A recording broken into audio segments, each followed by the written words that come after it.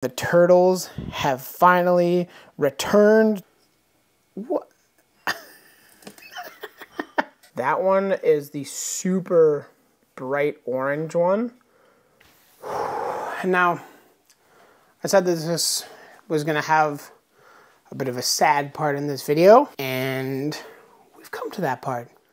Okay, it's been a few months, and you guys know what time it is. It is time for a reptile room tour for May 2024, starting off with a strong blend of pure Colombian coffee. And if you guys don't know why I'm drinking Colombian coffee, it's because I returned from our trip to Colombia about a month ago now, and those videos will start to come out. If you haven't seen the first video, it is with an incredible conservation facility, the Active Conservation Alliance, Tesoros de Colombia. It is one heck of a video, one of my favorite videos I've ever made, so you guys should definitely go check it out. I'm gonna enjoy some coffee straight from Colombia, and we'll get started. If you guys are unfamiliar, my name is Mike with Alpha Reptile, or the Jungle Vault, as you guys can see here. Myself and my partner Bree are the ones responsible for this reptile room containing about 130 reptiles, and that number is gonna go up because it is baby season. So we're gonna show you all the updates, all the changes to the room, as well as just a general kind of refresher on all the projects that are going on. You guys will hear me say that we're upgrading animals several times throughout this video.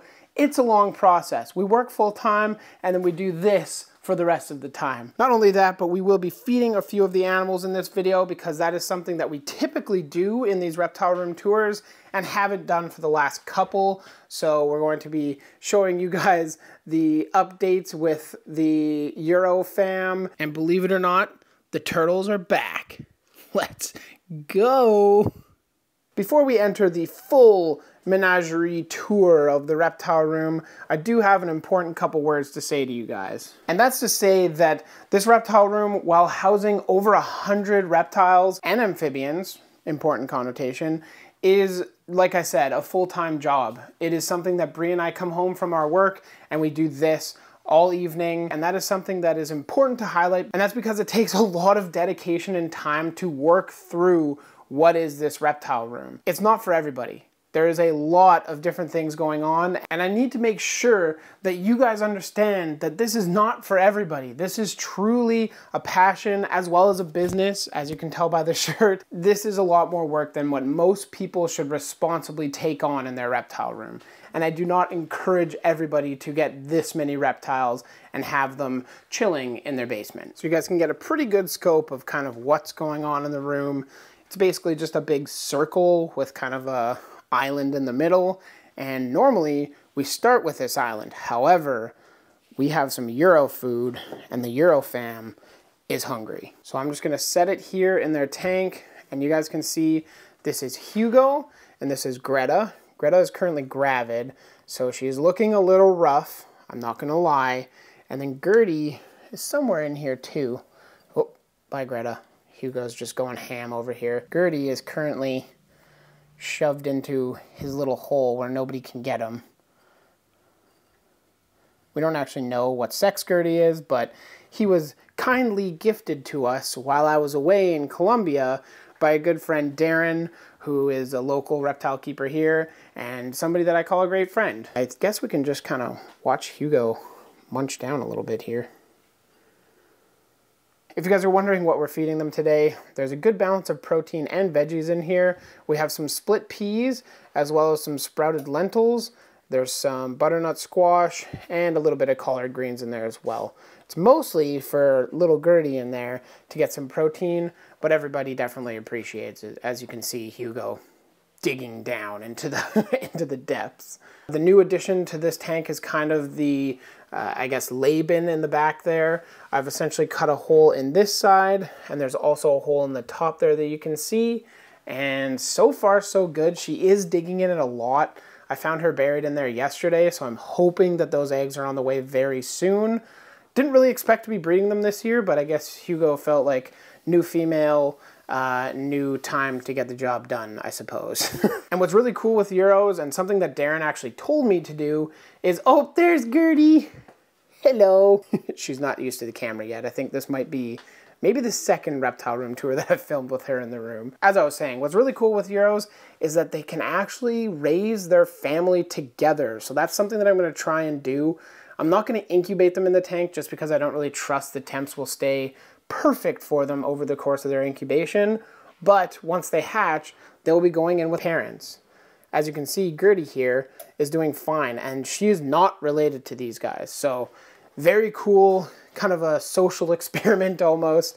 And maybe if Hugo lets her in, she'll grab a few. I think she's just picking some off the ground right now, but very, very cool. I love these guys so much. They're kind of my pride and joys for what is a wild-caught pair. They're very friendly. For those of you freaking out about wild-caught, pretty much all Euros are. That's why we're trying to produce some so that we can get some captive bred ones into the market. But Hugo has been a long-term captive, as has Greta, and so it's very nice to have two relatively friendly Euros, because that certainly doesn't happen all the time when they come from the wild. And now moving down the whole stack here, we have Mr. Indy. He is a Toliqua skinkoides intermedia, otherwise known as a northern blue-tongue skink. And he's doing fantastic. We did give him some grub. There's some really quality frozen dog food. There's some of the exact same greens mix, not with the lentils and stuff, as up here. There's also some pupated larvae from the giant mealworms. So a definitely well-balanced meal for him. And he's not all that hungry. Normally he attacks that and downs the whole bowl, but I guess he's not feeling it today. If I haven't mentioned it already, these guys are all in a 4x2x2 tank. The bottom one came from Calgary, back when I lived there, and the ones above came from our good friend who makes tanks. He made this one, or these two. It's called Hammer Habitats. He also made the big Ratsnake tank, and the tank outside that you'll see with the iguana in it. Indy's just kind of moseying around. We'll see if he'll... Hi, buddy. Why aren't you eating? Why not? Huh? You're looking beautiful, though. That gorgeous tongue. This is kind of one of the OGs in Bree's collection. This is one of the first reptiles that she ever got.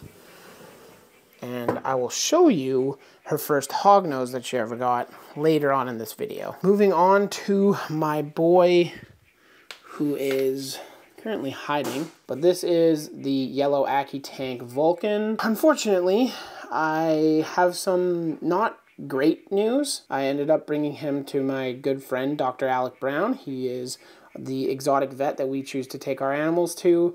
And unfortunately, he diagnosed Vulcan here with gout. There's really not much that we can do. At this point, we're just kind of assessing quality of life. And I will need to make a hard decision at some point. However, he's still getting around great. He's still eating great. He's still showing no signs of slowing down. So I don't think now is necessarily the time to pull the plug, I guess, for a lack of better terms. That kind of brings up an important point, because when you're keeping this many reptiles, or any reptiles really, you're going to have to make some challenging choices over the course of your keeping. And we're going to be talking about probably the hardest choice that I've ever had to make, and that involves Striker. So be prepared for some sad times later in this reptile room tour. I'm not going to bombard you with it right now, though. Now, getting back to Vulcan, I mean, that's his enclosure. He's doing well overall. Now, typically, we just kind of go around the room and show you guys. I wish there was like an interactive feature on YouTube, and I think I'm going to take the time now to kind of update you guys on the middle portion, the island of the room here. Our beautiful Kalea here is in shed and is being a little bit reclusive right now. She's a red-tailed rat snake. If you guys haven't seen her, I'll hopefully find some footage and put it over this, because she is absolutely stunning. And right now she'll look like crap because she's about to shed. But yeah, she's doing fantastic. And for those of you that have been following the channel for, I guess, a year, almost 2 years now, this tank will be getting worked on this summer. Absolutely. I have one more build to go, and that is to finish the other kind of carbon copy of this tank, and then Bree will have enough space to get working on her beautiful rat snake enclosure. I'm very excited for this build, and I think it's going to be a lot of fun. Hopefully you guys will enjoy the video when it does come out. Unfortunately, as you can tell, not much has been done in terms of that. That is Kalea, I guess, as vague of an update as that was. She is doing great. She's eating, she's growing, she's very friendly, all things considered, especially once she's kind of out of food mode and out of the tank. Yeah, right now, not visible, so I'm not going to spend too much time talking about her.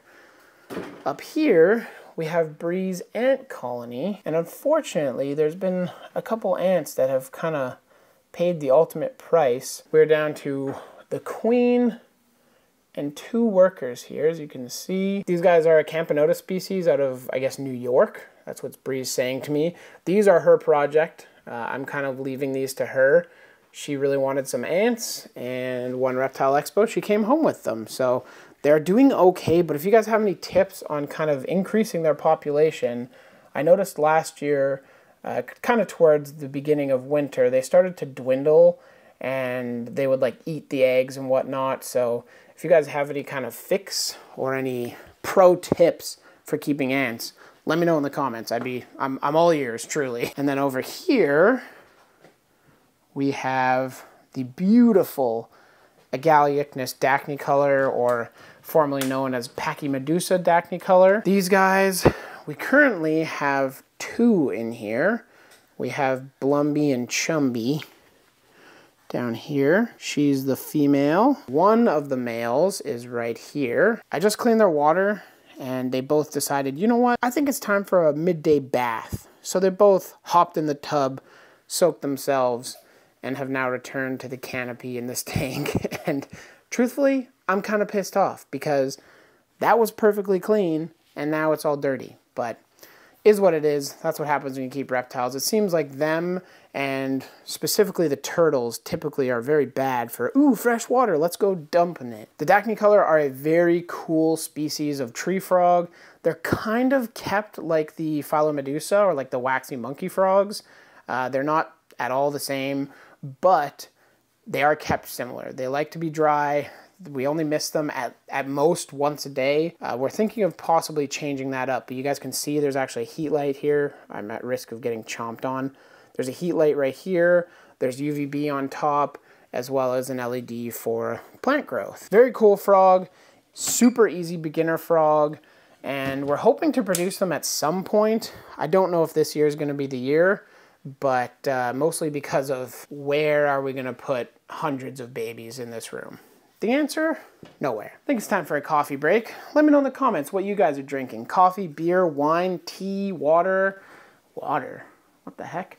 Let me know in the comments down below. If you're a specialty coffee drinker, let me know kind of what roast you're taking, because this is a fine light roast. This is my 110-gallon custom-built vivarium, hand-built by these fingers here, and producing one heck of an enclosure for some Oophaga histrionica fuego.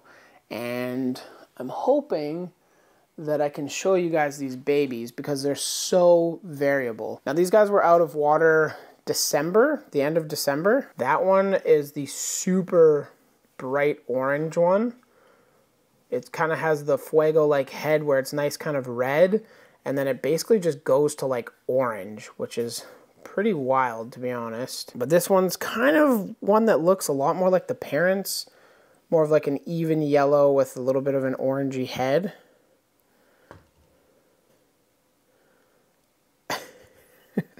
They're so cute. We're gonna try and open these doors here and see if we can get them to stay where they are. Look at that frog, man.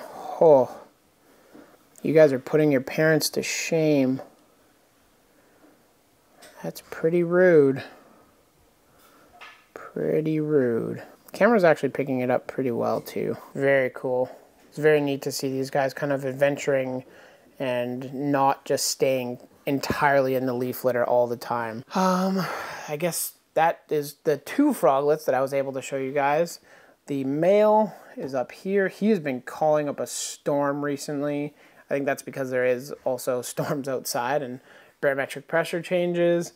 And the female is just hanging out back here. And I believe she's actually raising more tadpoles now. They laid a whole bunch of eggs that developed into tadpoles in that kind of bright yellow-green cup there, and they've been doing their rounds. Oh.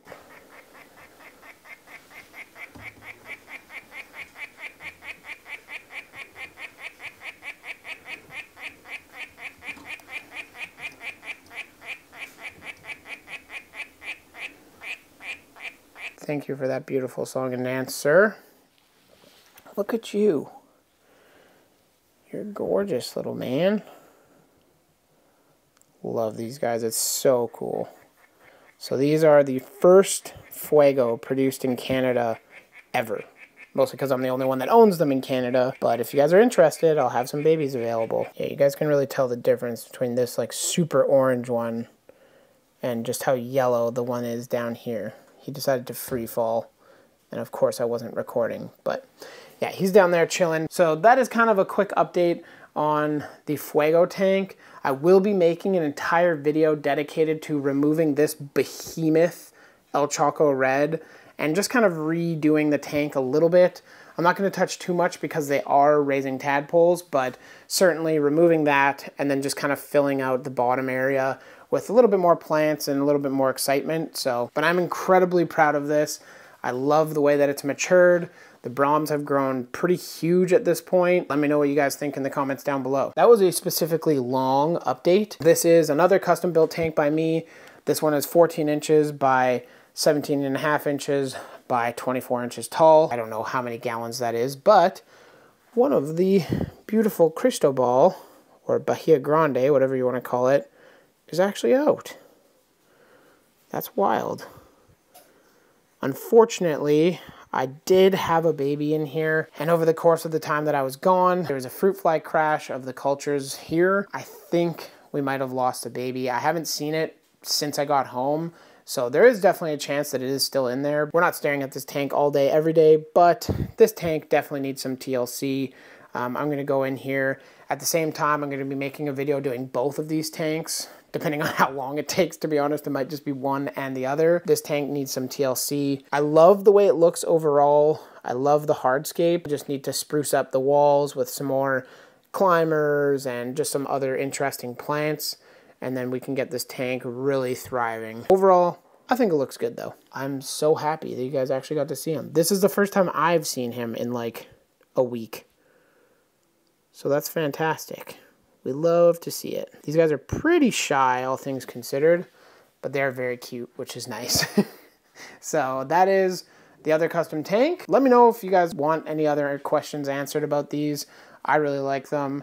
I'm sure people are gonna ask where we got these cards, and these are from Cloud Forest Designs. There are tons that you can find on Etsy and different sellers on Instagram and stuff. So if you guys are interested in some cards, just Google it. I'm sure you can find somebody that sells them. I guess sticking with the dart frog theme, we're gonna go around the room here and go to the beautiful bastimentos. You guys can see the male down there, chilling in his little pod. If you guys follow the channel very closely, a few months ago, like several months ago, we did actually have one baby bastimentos, and it was electric red. It was stunning. Super, super cool frog, but unfortunately, one of its front arms did not form properly, and unfortunately, it just didn't thrive. So I guess we are where we are now. Back to just a pair. But I do have another tank that is identical to that one, and that will be getting built out at some point. It's certainly not a priority because this tank is pretty well set up for producing them. So I'm not in like a huge rush to build this other tank because there's a lot of other projects that have to come first. We do still have a couple poison frogs left to see. Are you out right now? No? Okay. Not there, but I see you're out. Oh my goodness. You guys are insane. This frog. I believe I've confirmed this is actually a male blue histrionica, so I'm hoping that we also have a female. These guys' tank is being built very soon. I probably said that last reptile room tour, but it is actually happening now. So that will be exciting. And then we also have what I think is the female here. I've been a little worried about her because she's been sitting kind of here. And when she sits like that, she looks super skinny. But if you look at the other side of her, it's like nice and fat. So I don't know what's going on there. Maybe I'll talk to Troy about that and see what he says. But yeah, as far as I can tell, they're doing good. She's eating. She was out the other day and she was looking totally fine. So that's great. This bin down here houses the extra male Fuego. This bin is going insane with the begonia and stuff. He's doing good, looking nice, and I'm hoping to get him out. Honestly, I'm hoping to sell him, so if there's anybody in Canada looking for some Oophaga histrionica fuego, let me know. I'll be probably putting the deal together with him as well as 1 or 2 of the babies that are in here. Keep that in mind. It would be a pretty sweet deal. And now that we have covered all the poison frogs in the room, we can go into the rest of the room, starting with, of course, she's not out. This is a beautiful Thai bamboo rat snake. Her name is Cardinal, and she's an Oreocryptophis porphyraceus coxeye. We did kind of spruce up her tank a little bit with that beautiful rabbit's foot fern, and it's thriving, which I love to see. I'm very happy. You can see the new growth there, doing very, very well. So we love to see, especially when ferns. We have a very dark history with ferns and killing them. I have kept a few ferns alive in here. There's some at the back there, and then I can't even show you the other one because it's behind this monstrosity. But yeah, ferns have been a pain point of our plant keeping career. So it's nice that this one is still alive and growing well. I really wish I could show you her. These guys are a pretty cold weather species. They really can't get into the 80-degree range. Otherwise, they will perish. Down here, she's kind of low 70s, high 60s. And then at night, the whole room drops to mid to high 60s, so she drops even a little bit lower, which is great. Next to her, we have the demon spawn, that is Ender. He is a very beautiful Savu Python, or Liasis savuensis. They were recently, relatively recently, I'll put the exact day on screen, speciated from Liasis maclaudae. As you guys can see, these tags are outdated, but they have been speciated to their own species. He is hiding right now, and I do not want to reach my hand in there, but the tank is growing in very well, finally, on its like 3rd rendition of Pothos. It's finally starting to grow, which is fantastic. And he's doing great. He did just finish a shed, but I'm not going to spend too much time talking about him because you guys can't see him. He came from my good friend Cody Joe out in Red Deer, Alberta. And I would highly recommend you guys check out Cody Joe. I have made a few videos of his reptile collection, essentially. I'll link him up in the top of the screen there for you. Cody's one heck of a guy and love supporting what he does. Moving around the room, it is finally time for Hognoses. The Hognoses are back, they are breeding, and they're doing very well. I'm not going to go through every single bin right now because there's a ton of them, and I mean, I'm sure this reptile room tour is going to be long as it is, but as I say that, I will probably end up going through and showing you guys most of them. This is Callista. She is a AAA, so Arctic Albino Anaconda, and she is about to lay. And I think she's due this week. She had her pre-lay shed about a week ago. I was fortunate enough to get Bree to agree that now that we've hit 100,000 subscribers, which I want to say a huge shout out to all of you guys because that's huge. And yes, thank you to those of you that are new to the channel, that have watched the channel forever, and the future people that will click that subscribe button down below and join us on the reptile room tours and all of our reptile adventures here in the Jungle Vault. Besides that little side note, Bree agreed if we hit it by a specific day that she would do a full Meet All My Pets video, and so that will be coming where you guys will get a little bit more history behind each animal. Rowan here is doing fantastic. She's still all really strange color. You guys don't know what I'm talking about. She's supposed to be an anaconda, but we don't know what happened. There's ample amount of guesses as to what might have happened. There could be something to do with being gravid. She could be a paradox of some kind. Like, we really have no idea what the heck is going on with her, but she is actually Bree's very first hognose snake, and so she is near and dear to our heart, and she's one of our best producers, which is awesome. We do actually have a few clutches of eggs, so that's exciting, one of which was from her. Equinox here is a moon dust. Busted. She did just shed, and what we thought might be a pre-lay shed, we're not entirely sure she's actually gravid, so she's working up a bunch of water, as you guys witnessed, and obviously her shed is right there. We'll be taking that out, and introducing a male to her as soon as possible in hopes that she does produce this year. Beautiful girl. She's probably hungry because it is feeding day. We'll just slide her back in there. Down here we have Sugarcane, who did produce a nice clutch of eggs for us. Sugarcane is a frosted anaconda. She's currently being a dirt monkey. She is one of the more spicy individuals that we have here, but you can see she's a frosted by her belly and just how white it is.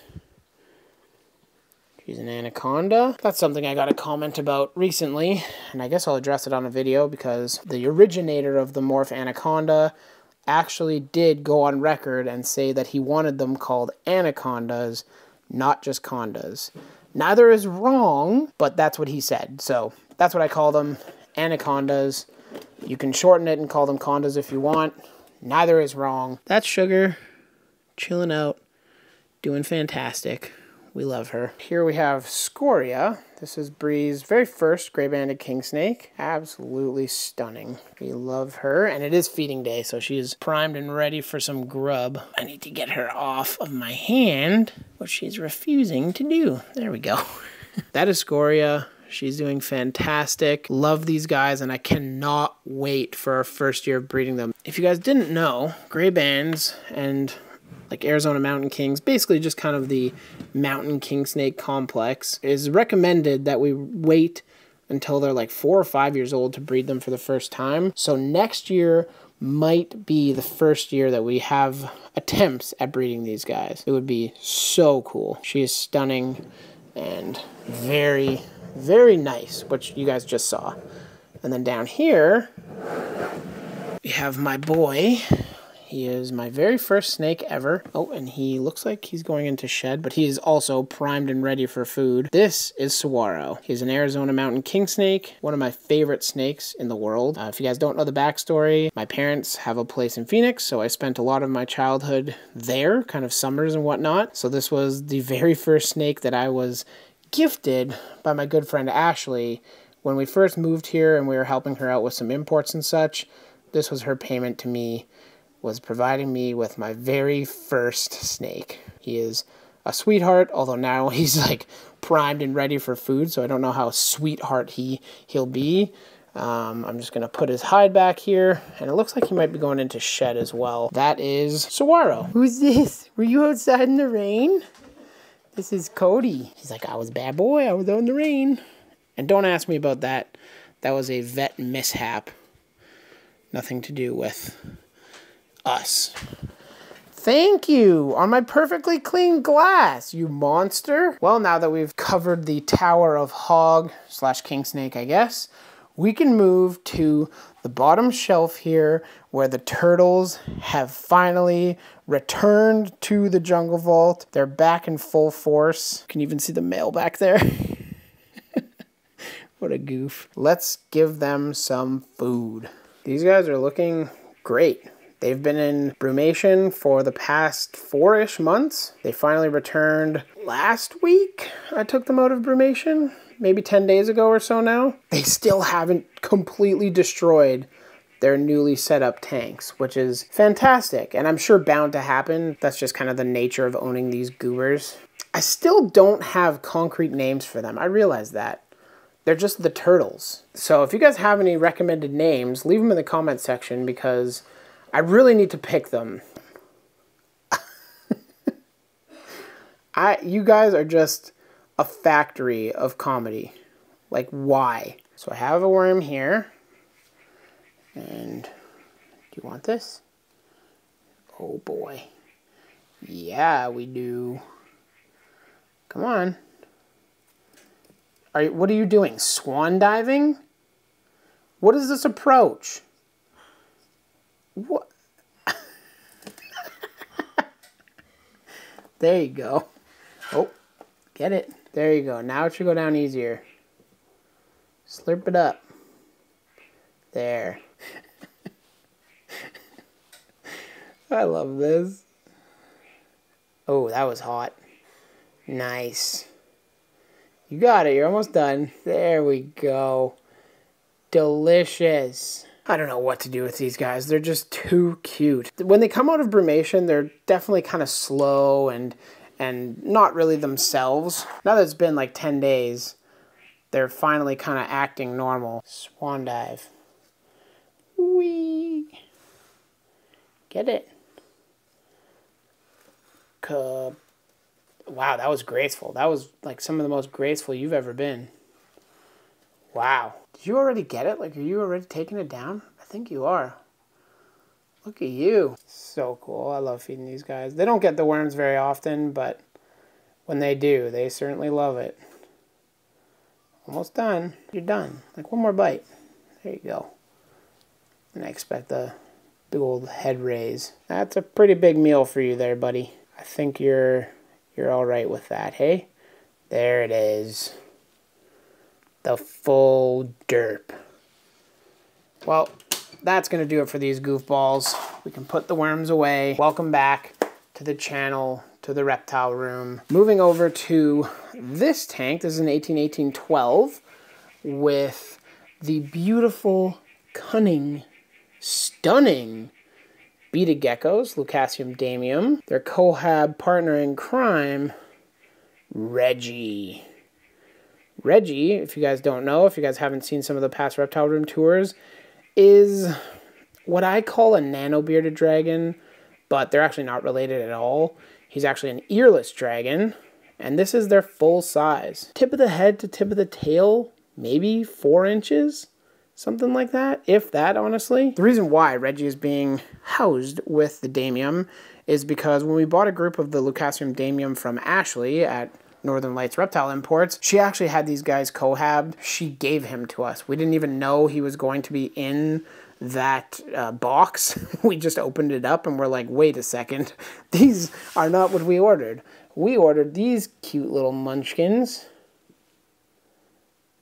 and we got a whole boatload of these guys, as well as a goofy little nano beardy. So we love Reggie. He is as fast as lightning, though. He is not a typical bearded dragon, as I've already said. And honestly, we watch these guys fairly closely, and we've never seen any aggression. He doesn't even steal food from them, even though he's much faster than the Lucasium damium. These guys are pretty much full-on derps. And to highlight that point, I think I'm going to toss some crickets in here because they do need to be fed anyway, so why don't I do that? Damium go. Wow, you guys are actually getting the crickets. Holy. Reggie, what are you doing? Are you camera shy? I think you're camera shy, but I do want him to get a few. Come on down. There he goes.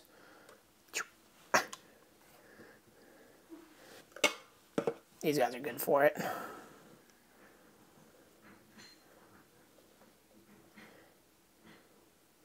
And then there's these derps all the way up here too. They're so funny. I love this tank. This tank is actually being upgraded very soon.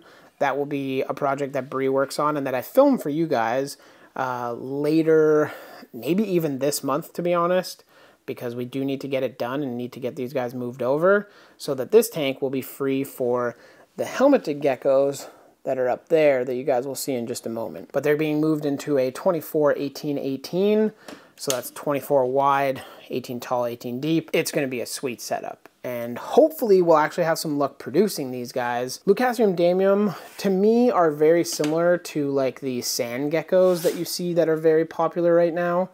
The only difference is that they're not all wild caught. Obviously, they're an Australian species, so they command a much higher price than the sand geckos. But they're very friendly, they're very inquisitive, and they sleep like they're dead, which is terrifying, but also very cute. If you guys are wondering what species Reggie is, he is a Tympanocryptis centralis, which literally means hidden ear, or you know, any variation of that, whatever you want to call it. You have eggs. You for sure have eggs. You can see it. Noted. Okay. We need to watch that one. Moving right along with the rest of this rack, we have a pair of Chahoua Geckos. These guys have produced eggs. I wonder if I still have that video, maybe on my Instagram, that I can insert here, of the female guarding the eggs. It's really cute. But when they lay eggs, Chahuas become savage. Absolutely savage. I'm scared. They have very good maternal instincts, and the mom does not like her eggs being taken. Very cool to see. And something that you don't see during an 18-18-24 naturalistic setup. Got some fake plants in there, got some live plants in there. It's doing well. That pothos was attached to the back wall, but has been knocked out again. Of all the things that won't grow in this tank, pothos is one of them. Normally, bulletproof. In this tank, nope, refuses to grow. So strange, so strange. Moving on from them, though, we can start our journey down Tachydromus Alley. There's only 2 here, but there's a whole bunch more tanks up there, and I'm going to cover it all in kind of one block so that I can have it all in the timestamp for you guys. It will make more sense that way. So these are my pair of Tachydromus dorsalis. This is actually Matcha and Turok. So this is the unrelated female that I had to all the other babies. I did import a pair originally, however the male did not make it, unfortunately. So I just came up with the name for Matcha for her just a couple days ago. You can see she's going around drinking off the leaves. Really cool behavior. These lizards specifically, you might not see drinking from water dishes all the time, but it is critical to have it for them because they do use it. I've caught them drinking from it several times now, and it's very cute to watch. I actually just replaced the water in here because it was dirty, and immediately the one female was zipping to the dish and drinking out of the water. So very cool to see. But yes, this is Matcha down here, and Turok is chilling up there. So these babies will be half related to the other babies. We do still have a couple babies that are completely unrelated. However, she has started giving us some good eggs. So love to see that. These guys, I preach it all the time. She's not quite as friendly, so I don't know what she's going to do. I haven't really worked with her at all. But you can see she's not rocketing away. She's just kind of hanging out. He can be kind of hit or miss. You never know with him. He might come over and hang out. He might just sit there and rocket away. He kind of varies as to what his preferences are, but they're doing fantastic. They're just in a enclosure designer that's no longer around anymore, so unfortunate, but it's 22 inches long by 18 inches deep by 24 inches tall, so good space for them. Eventually, like I'm talking years in the future when we have our own place and I can set up a display for them, I honestly think this might be the best display lizard ever. Honestly, just the genus, but due to their big size, these guys tend to be quite friendly. So I think these guys specifically would be great for a very huge display vivarium, and that's what I intend to do someday. Now these guys are the Tachydromus smaragdinus, and these guys are very cool. They're sexually dichromatic, which means that the males and females are different colors. It's a form of sexual dimorphism, but it's specifically a color difference between the females and males. You can see one of the females here. These guys are just like lime green, although she's under the basking spot, so not necessarily the best example of her being lime green. She's kind of a yellow green in this light. But the male, oh, now you'll be able to tell. Yeah, the 2 females are just chilling back there. You can see there that he has a really nice brown lateral line down the side of his body, and also a very nice white line down the side. The females don't really have the white line, and they certainly don't have the brown, so that's how you can tell them from birth, whether it's a male or a female. They're in an 18-18-24 as well. They're already producing eggs for us this year. It's really neat. During the winter, they all kind of shut down. You might get 1 egg or a clutch of eggs just kind of randomly, but overall they just shut down. Then summer comes and the temperatures and humidity start rising in the room, and bam, they're back to breeding. Very, very cool. I did mention that I will film all of them, so I will do that. This here is our little bully victim. This is actually a clutch from the male that ended up passing away. So these guys are completely unrelated to all the other babies that we have. And this little guy here, or girl, I don't know, was the result of a little bit of competition, I guess I'll say. Unfortunately, this was the smallest one of the entire clutch. or several clutches that was living in this tank before they got upgraded, and he got bullied. His tail was bitten off, and his front arm was actually broken. I'm just gonna say that it's made a full recovery. That is the most incredible thing about the Tachydromus, is their tail heals perfectly, scales are aligned, there's no weird divide, and his front arm is perfect. And I'm very happy that this little dude here had the willpower to thrive by himself, and he's fully recovered. I'm just so happy. And it's just very cool to truly witness the full healing of both the arm and the tail. It's not something that you see often. Most lizards, if a tail's broken or an arm or anything like that, it heals and just kind of stays that way, but he's made a full recovery. I say he, I don't know what sex it is. Now over here, we have Midori. So this is the original Tachydromus dorsalis that I ended up purchasing from Rico in the States. And Midori here needed to be separated just because she's had, I'll say, some calcium issues. There's been a couple instances when she's gravid. Her back legs don't work quite as well, but she's also an old lizard. I believe I got these guys and they were 8 or 9 years old, and now I've had them for 2 years at least, maybe even 3 now. So these guys are definitely getting up there in age. There's not really a known age that they kind of reach, but I wanted to give her the year off, give her some space to kind of heal and hang out. She is an absolute sweetheart. She's the one that can just go in and pet, and she just chills. This is like one of the most rewarding experiences. It's not something that I really work towards because I do believe in building just a really nice setup and letting them enjoy their lives relatively pester-free, but it is really cool to have a couple super tame lizards, and she is one of them. Now, this is the last remaining probably holdback Tachydromus dorsalis from Midori and Turok. Don't know whether it's a male or a female. It's really hard to tell, especially with the dorsalis. There's no key giveaways that says, oh yeah, that's a male, or oh yeah, that's a female. But I did just throw some crickets in here, so probably just relaxing, gonna bask a little bit, digest, and enjoy the rest of the day. That is that one. Again, we're down to pretty much winter numbers. We sold all the babies. So in here, this is the Tachydromus smaragdinus, and these are the 2 remaining babies that we have. There's one that's kind of older, a male. There are actually 2 males in here. So we have that one. Oh, the little baby's actually right behind him too. We have a baby that was laid over winter and has just hatched and is doing fantastic. I will not stop preaching how cool these lizards are. Not only do I produce them and sell them, if you're in the US, that is possible. Honestly, like even if I didn't keep them or breed them, I still think these are some of the coolest species of lizards that are around. Super personable, super inquisitive, always active. And if you don't believe me, I actually got to sell a whole bunch of these guys to Zach Porritt from A Life Exotic. If you guys haven't seen his channel, he's building, or has built, I guess, a massive greenhouse, like literally a greenhouse with a huge pond in it, and now a waterfall / river system from Aquascape. Yeah, I'll leave his link and stuff down below. You guys can go check him out.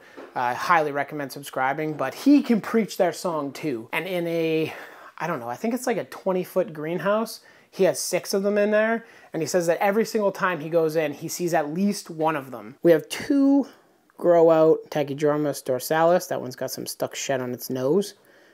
And these guys are from Matcha and the late male. I think I've spoken about them long enough, so I'm not going to go too much further into these guys, but they're in a Pangea coma. Every now and then I give them a little treat of Pangea, and they go nuts. Like, look, they look like balloons right now.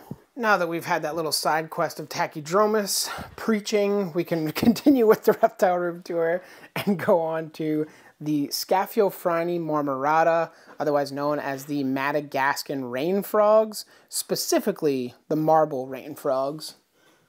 They're never out, as per usual. The reason that you see them in this tall 12 by 12 by 24 exo is because in the wild, when we were in Madagascar, that video will be coming, I promise, we saw them like 2 to 5 feet above the forest floor. So we know that they climb at night, and that has proven true. During the day, typically, they're burrowed into the substrate. I don't see any right now.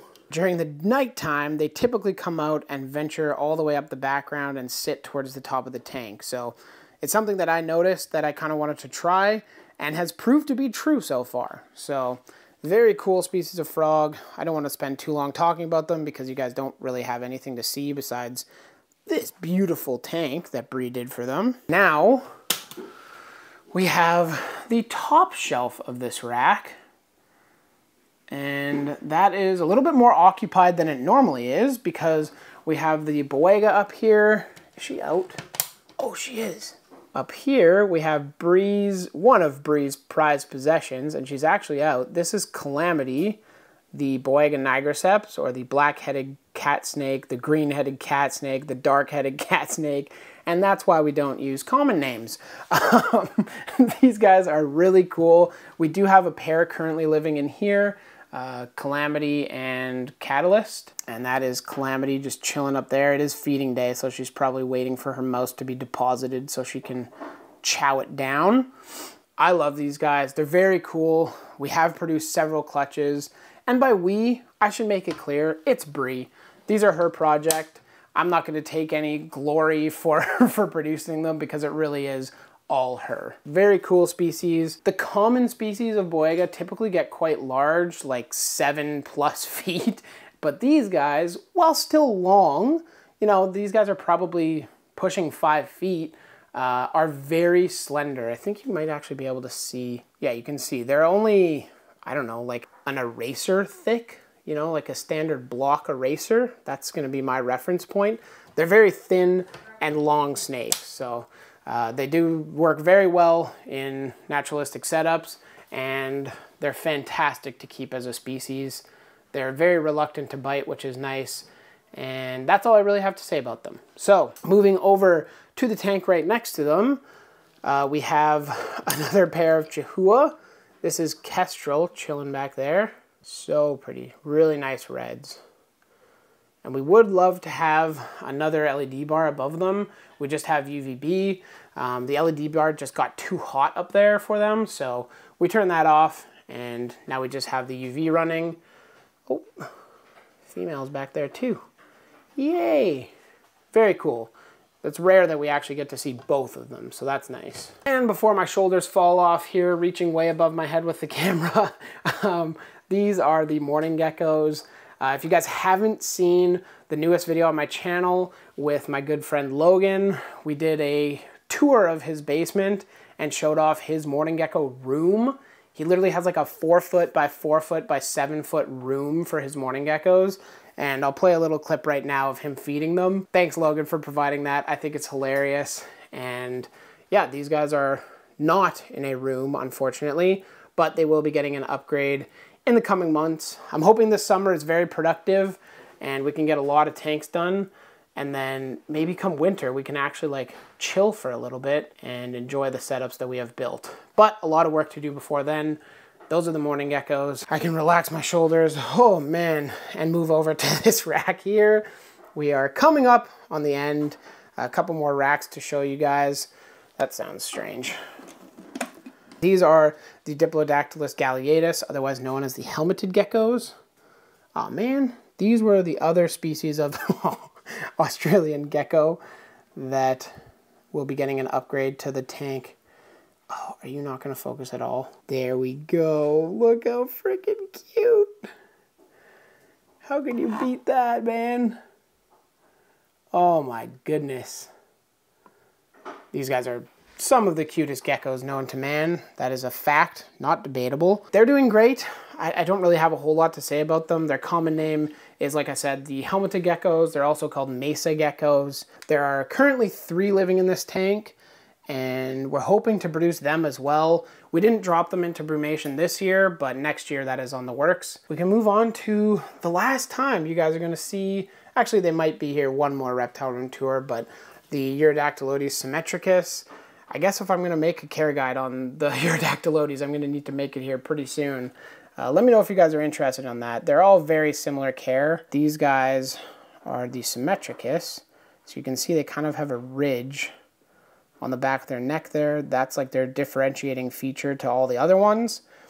And we actually will be selling these guys to some good friends in BC. They're taking the pair as well as the 2 offspring that we have, and then we will have no more chameleon geckos in the room.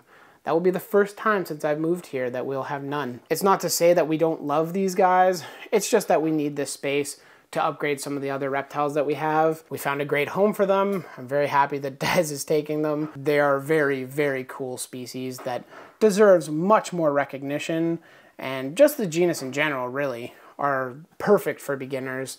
So let me know if you want a care guide for these before they head out in the comments down below, and I'll get that cooking for you guys prior to them leaving the room. Down here we have a couple things I haven't shown you yet.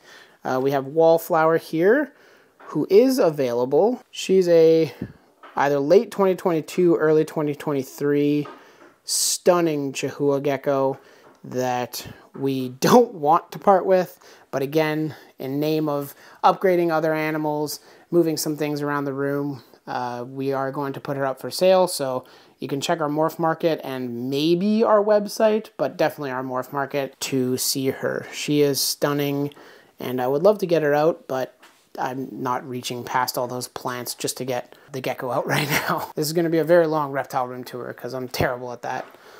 And finally, over here, oh, look at that. We get a great view of these beautiful red spikes. This is a Stropharis wellingtone Western Shield Spiny-tailed gecko, another species from Australia.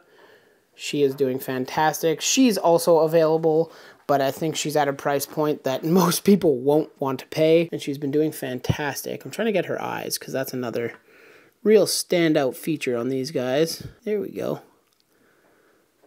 Yeah, stunning lizard, kind of slate gray with like glass-like eyes, diamond eyes, and then the beautiful red spikes on her tail. And you'll notice that there is one kind of hospital tank set up currently, and that is for Blobby. Blobby's the other male, a Galeichnus dacne color, and you can kind of see, definitely looking a little skinny. We think there might be a potential bacterial infection. We don't really know what's going on with him.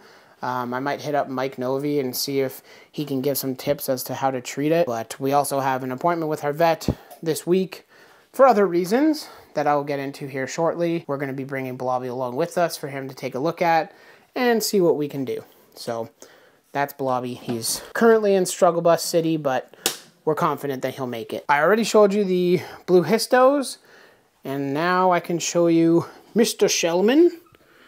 Shell is still doing absolutely fantastic. We got him into the vet not too long ago to look at his beak and to give it a bit of a trim, and Dr. Brown did a fantastic job. He's acting very normal. He didn't do that weird, like, kind of shutdown that he did last year that really scared me. Being a little bit cooler this year, he was still active, just, you know, less active. He didn't do the full shutdown mode that he did last year. For his upgrade, we are currently waiting for the blue histos to move out into their new Viv that will be going right there, and then we will get his pen thrown together. That will be like a day project. Once I get that started, it will be completed very quickly.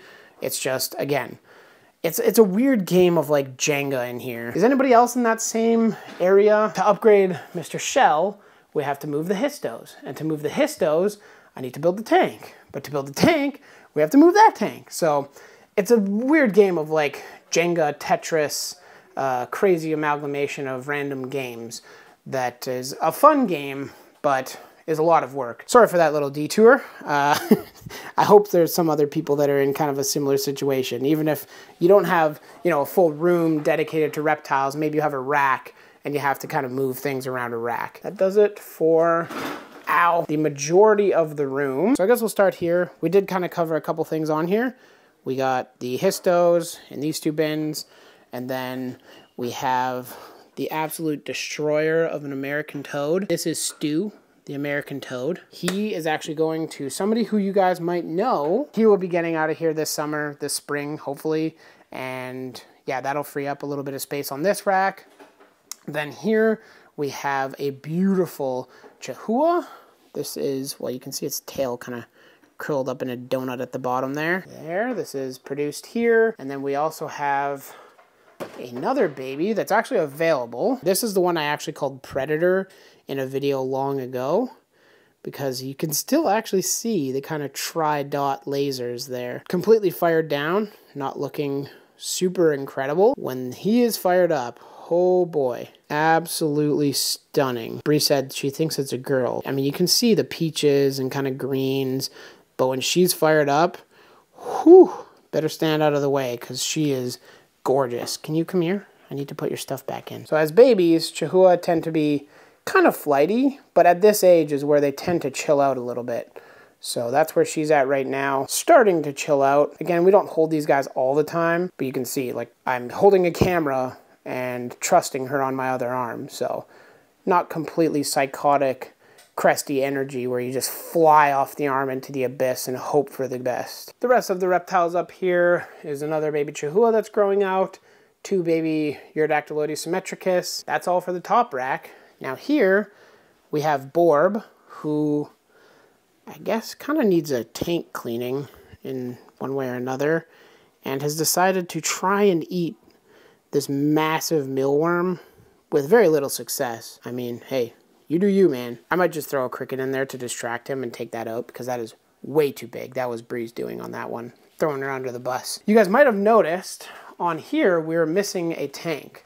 For those keen-eyed of you, currently we have some isopod cultures and some springtails, and got eggs, of course, and then we got the large mealworms here, but we're missing the gorgeous Kingsnakes occipitalis. Well, Bree has just educated me, and she was educated by somebody who sent some papers, that these are actually probably not Sonora or Kingsnakes, now Sonora occipitalis. They're probably Sonora annulata, which I guess makes sense. Apparently, less than 10% actually exhibit the kind of red banding in the occipitalis, so we're thinking that these are annulata, and I guess sometime last year they were all moved into Sonora once again. But this, either way, is the baby of the 2 adults that we have, the pair. This is Ho.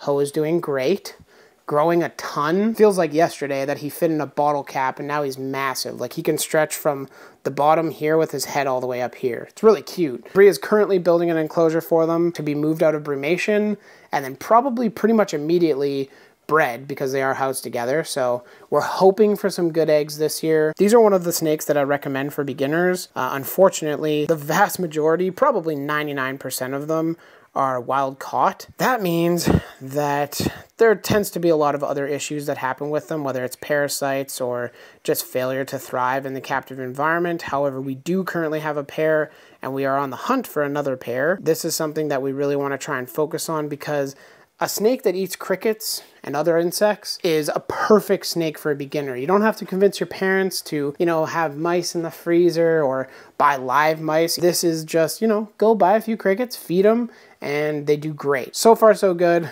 Very happy, and I'm very stoked to see the parents back in the room, which will be happening here pretty soon. Now, just shortly after I finished filming the reptile room tour, Bree ended up bringing the beautiful new Sonora annulata enclosure, and it's really slick. I think she did an incredible job. Those bones in there are actually coyote bones, so something that you'd find in their native range, which is really cool kind of tie-in that I think looks incredible, and I'm very anxious to see how they use it. And now, before we move on to the last rack in the reptile room back there, we're outside the reptile room now, where the vivarium plants are chilling in their greenhouses. And we can go to our boy Totoka, the Fijian banded iguana, the thing that you Americans get so jealous of, because these truly are the best iguana. Rhino iguanas are cool, and I'm jealous that you guys can have them and we can't. But the Fijian banded iguana is the perfect iguana for the average keeper. They stay relatively small for iguana species. They're chill, they're not super active, and they don't go through that horrific phase as a male green iguana does, where they tend to be quite nasty. I've had a few friends get bitten by them, and it leaves permanent scars. So even if he bit you, yeah, it would suck, but it certainly wouldn't be anything compared to a normal green iguana. These guys are very, very cool. He's in a 4x4x30 setup, so 4 feet wide, 4 feet tall, and 30 inches deep. Beautiful universal rock background, and he actually has some tank mates that Bree just kind of threw in here as what she hoped to be pest control, the eating the free spiders in here, but what has turned into be, I guess, almost a breeding project in its own, because I put in some Malaysian house geckos. I can't see any right now, because that would be way too easy for a video. I came in to feed him and missed him, and there was actually a little baby just sitting right here. I have never heard of anybody breeding house geckos before. I know what happens, but certainly not in Canada. It's something that we didn't really expect, and truthfully probably shouldn't have happened, but it did. So against all odds, they produced at least one baby. I've seen it a few times now. It's running around here, and surprisingly, it hasn't managed to escape, which is absolutely shocking considering we didn't build this tank to be completely gecko-proof. So I'll take it, honestly. I'll take it. That's a bit of an update on Totoka and his roommates, I guess. And now we can move on, as the roaring of the car sounds, to the reptile room, the last rack. And before my camera battery dies, we're going to go through the last rack in the reptile room. These are the grow outs, the babies, and the kingsnakes at the bottom. So let's get started. I'm not going to go through every single one. Again, there will be a Meet My Pets video, as well as probably a Hognose video here in the next month or two. So that's what we're going to do there. But there are a select few that I really want to show off. And we're going to start off with my favorite punk soul cat. She is a demon and will bite pretty much anything. If you follow us on Instagram, or follow Bree on Instagram specifically, she will bite the palm of your hand. She will do anything to get a meal, especially on feeding day like it is today. But she's stunning. She's an albino tiger. She's also a het sable. She is from JMG Reptiles. Look at her coloration. Just remarkable. Such a beautiful snake for being such a punk. She's not like angry. She's not aggressive. She's just very highly food motivated, I would say. So that's the first one that I wanted to show you guys. And now next up here, I wanted to show you guys Pompeii. He is a very special snake from our good friend Mike at MKL Exotics. He is by far the most expensive snake we've ever purchased, and we got him for an incredible deal. He is an RBE Pastel Arctic Mai Tai. That is Bree, all Bree. Again, she is the ruler of the hogs. I can appreciate a pretty snake when I see it, but the genetics to me are out the window. I understand how they work, but naming them is a whole nother story. So this is a very, very special snake that we hope to include in our breeding projects very soon, and something that you don't see every day. So enjoy the eye candy. Now we have Miss Cider, who is actually available for sale. She's also a little bit spunky, and by a little bit I mean a lot. She's a frosted anaconda. Absolutely stunning, super light. She's actually coming off very well on camera right now. Very, very bright coloration. You guys can see because she's doing the cobra, the completely white belly all the way down, which is the frosted component of it. And she knows it's food day. You're a pain in the butt, but would make for a very interesting addition to most breeding projects, as well as people that might be kind of new to hognoses. Getting them eating is probably the hardest thing about producing hognoses, and she would be a very well-started individual for you to start learning how to do that with. She'll be up on Morph Market and potentially our website as well. This is Banjo. These guys are very special because they're normals. Wow. No, for real. They're actually normals, but they are F1. So they're very distinct bloodline. If you guys aren't familiar with genetics, F1 essentially means like the babies from wild-caught parents. And so these are kind of the first generation of captive bred. And you can just see he is stunning. Very, very cool, normal looking hognose, but important to diversify the bloodlines, especially with hognoses, because they tend to show inbreeding depression very quickly with the large buggy eyes and funky noses and whatnot. So Bree was very diligent about getting these guys, and it's paid off. They've been eating fairly well. Arkham, who, again, like I said, it's feeding day, so they're all on edge waiting for food. There we go. We can see his Batman logo now. He is a super Arctic tiger, het lavender, and possible het sunburst. So One heck of a combination of genes there. He's doing fantastic. You can see the reason why he got his name right there on the back of his head. The bat logo there.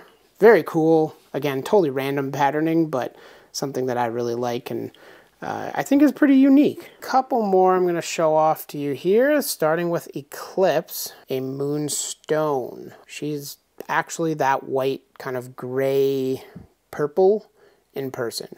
The camera's actually doing a very good job picking up her coloration. She's a very bright hognose. This is one of Bree's prized possessions. She has been dreaming of producing moonstones since the day I met her. Now she can finally say she did it. Now we can actually build on this project too, which is very exciting, but this is a holdback. We're very excited for what she offers to the table and what kind of a future she represents here at the Jungle Vault. The last hognose I'm going to show off in today's video, or at least the last kind of baby hognose I'm going to show off in today's video, is this beautiful Mai Tai right here.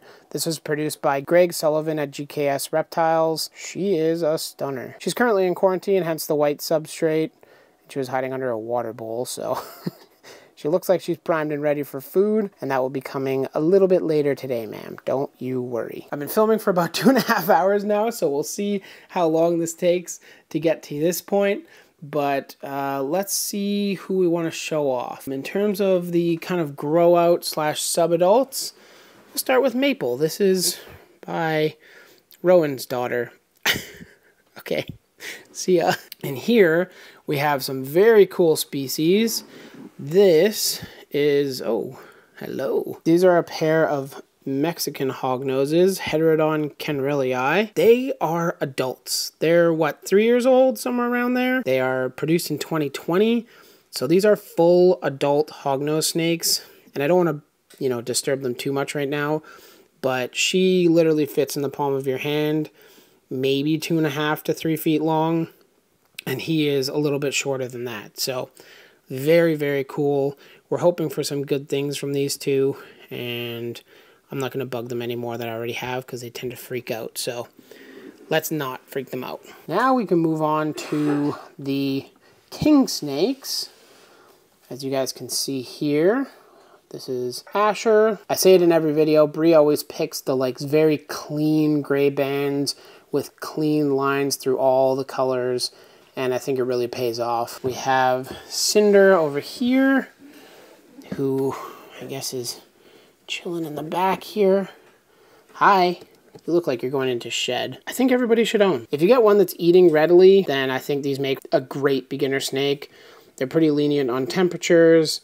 They're very handleable. They have a great food response. Overall makes for an incredible beginner species. And finally down here we have Sedona.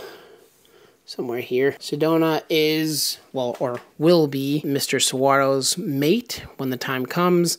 She's about 1.5 to 2 years younger than him, so still a little while to wait for them to produce, but how can you not love that coloration? I do, at least. That's for sure.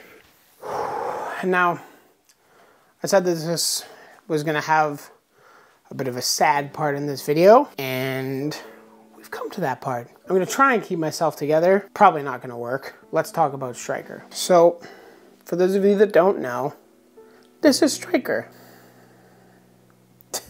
So much more real when you're sitting right here. And this will unfortunately be his last time in a reptile room tour. Didn't make it very far, did I? Striker is my 20-year-old leopard gecko that I've had from the very beginning. And he's what started this whole reptile passion for me. My very first lizard. He's been there through all the good times, all the bad times. Every reptile room tour that you guys have ever seen, he's been there. I guess for some context, when I moved here to Ontario, I noticed that he wasn't doing very well in his naturalistic enclosure. He was kind of not really moving to his basking site, having trouble moving around.